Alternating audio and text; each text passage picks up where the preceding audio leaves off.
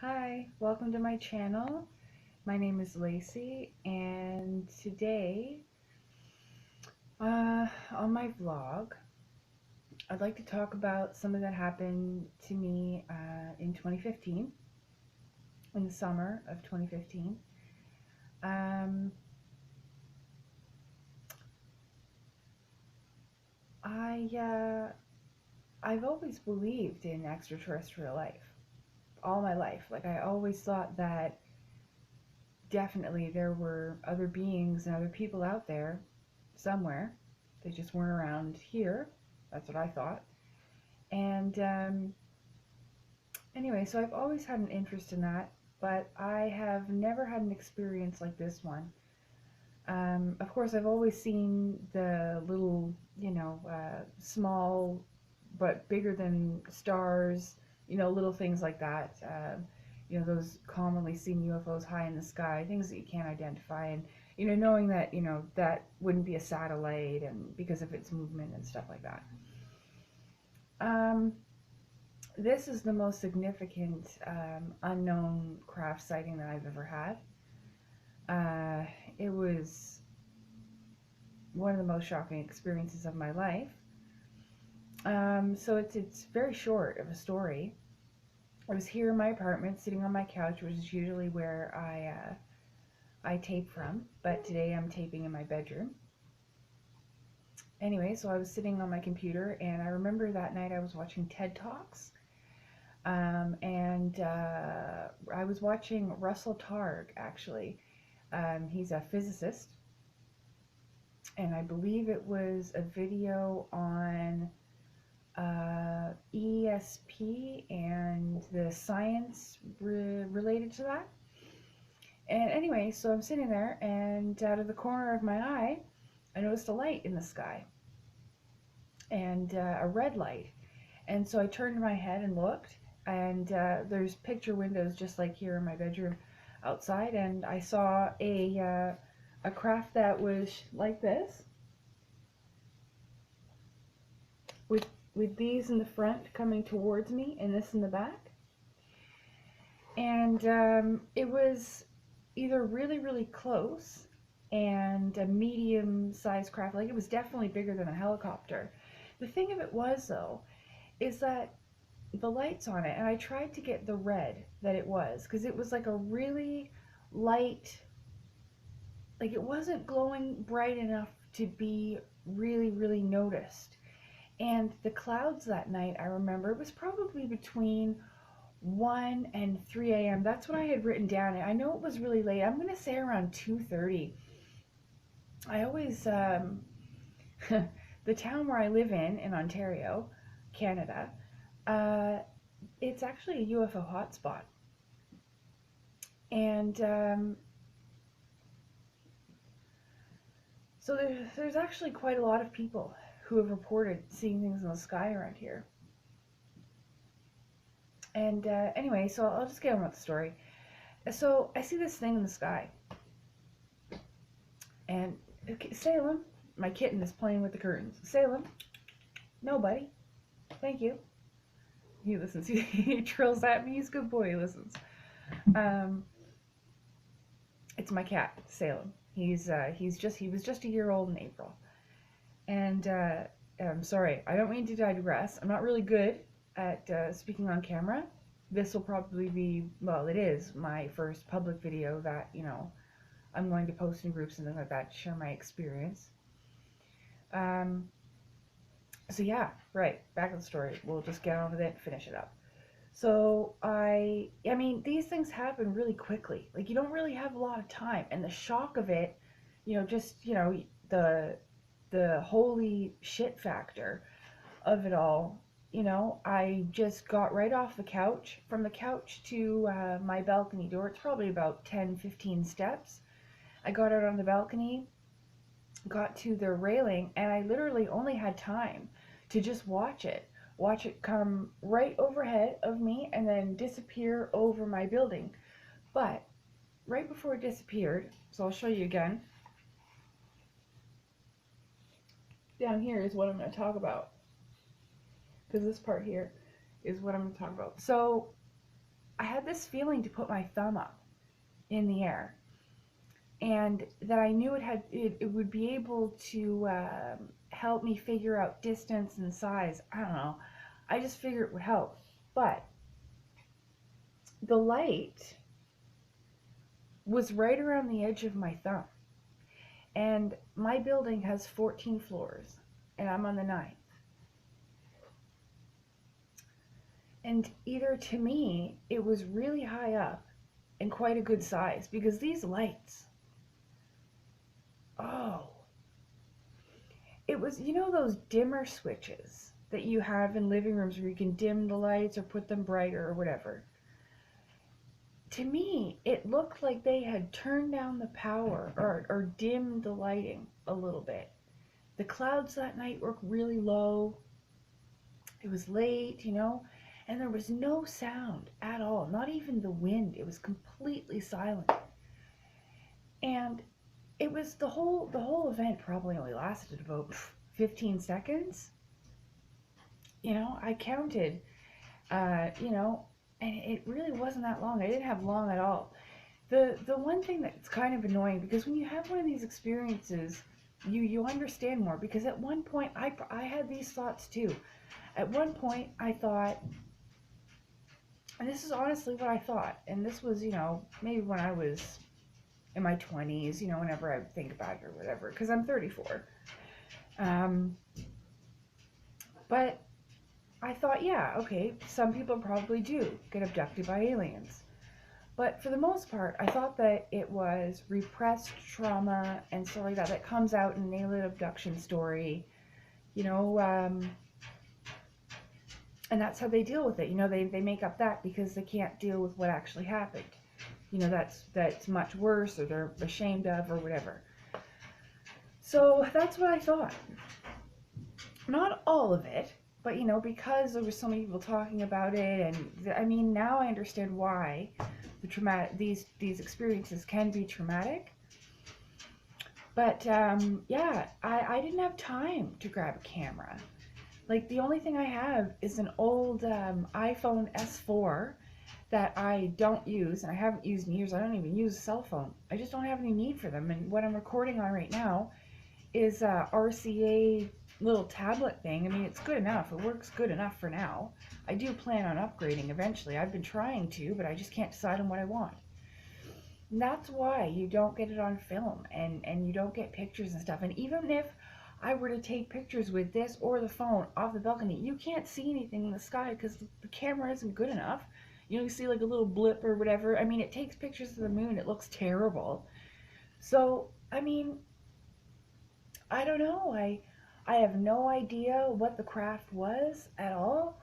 The shape of it, I looked online a lot, and it was cool because I finally saw a picture in, you know, a documentary. Actually, it was around the end of The Hunt for the Skinwalker. It's with George Knapp and David Paulides.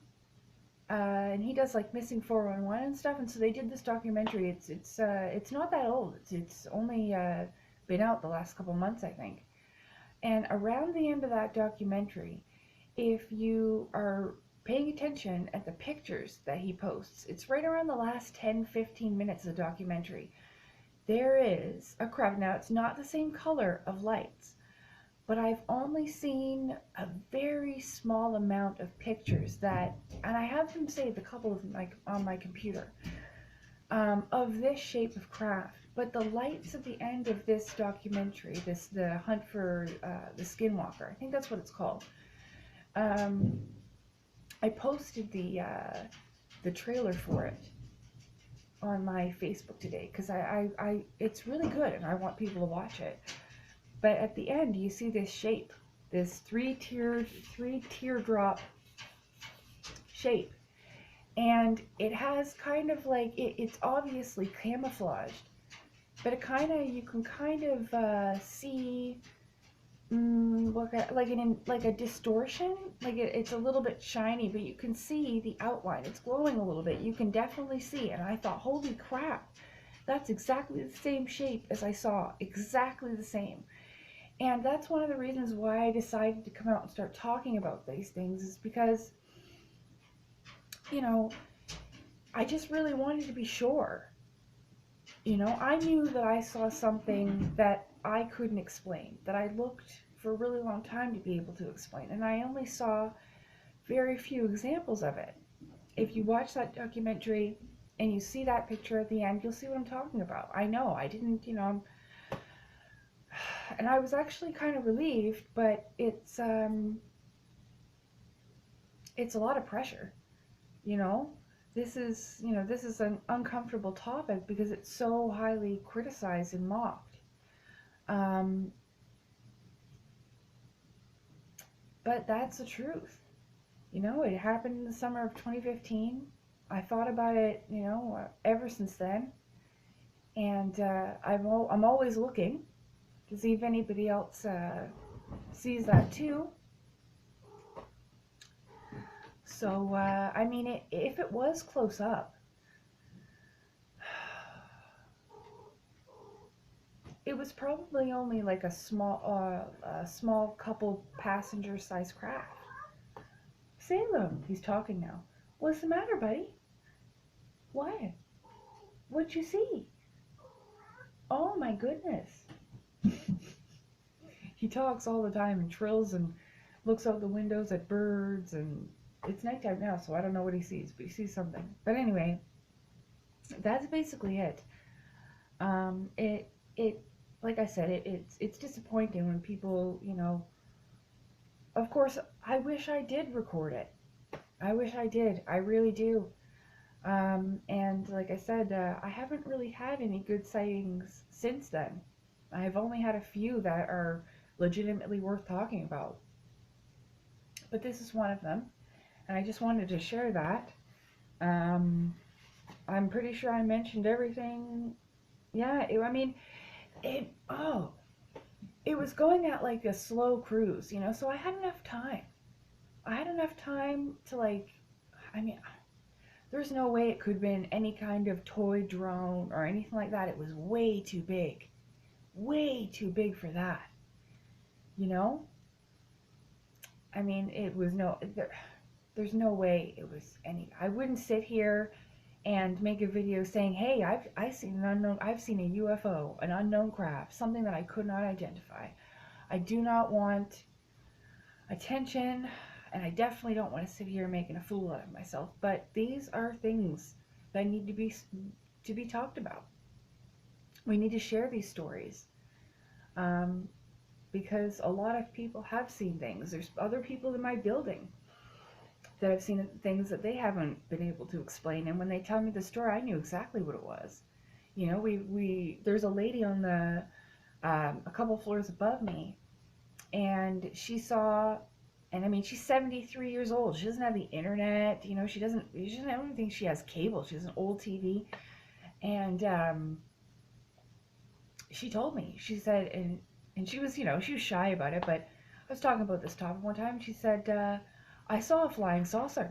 And she actually did see the flying saucer, the silver, shape that's, the flying disc, like very silver. She said there was no windows, no seams, and she said it was just sitting there in the sky. And she just watched it here in this building. She was here. She's lived here for 30 years. And, when I talked about this stuff, because I get frustrated about it, keeping it to myself all the time, because you don't want to look like a nut job. But this is this is a real phenomenon that needs to be discussed and acknowledged and researched properly with the knowledge of the public, because it's really not fair, to not tell us. And I mean, they've been on the the mainstream news, and the Navy released a bunch of stuff, so it's going good. But I just want to add my story out there, say yes, I saw something.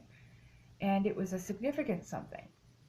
And I mean, it really changed me and my mind, and just, I went looking everywhere, talking to everybody I could, showing because I put my picture, on the internet, and you know, talking to people through messages and, you know, just sharing and stuff. And I've never really found that many people who've ever seen this. It's been very few. Um, I don't know if it was a man-made craft or it was extraterrestrial. I don't know. I don't know. Um, but it was an extraordinary event in my life that I wanted to share with you. And I encourage people to speak up with their experiences. I mean, you can only do what you can do. Like, if people can't accept that, I was so shocked, I just didn't even think about it. Oh, I'm going to grab my cell phone. That's not what I thought. You think, holy crap, what the hell is that? And you want to go see it. You know, my heart was pounding. I could hardly breathe. I'm like, oh, and then it's just gone. And I literally said out loud after, I'm not going to say the F word because this is YouTube, but I said, what the F was that?